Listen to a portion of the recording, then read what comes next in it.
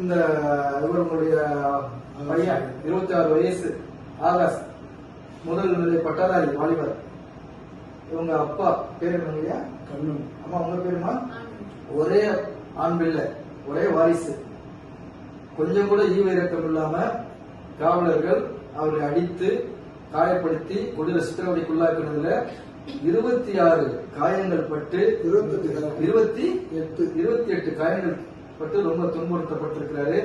மருத்துவமனையில கொண்டு போய் வச்சு அங்க அவங்களுக்கு சரியான ஒரு சிகிச்சையும் கிடைக்காம கடைசியில அவர் உயிரிழக்கப்பட்டிருக்கிறாப்புல.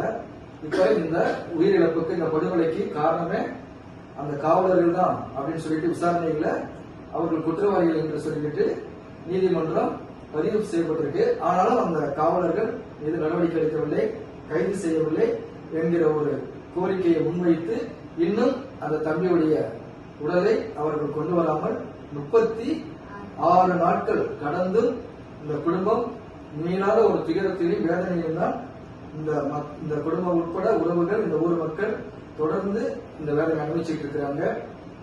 இது மிகவும் கண்டிக்கத்தக்கது.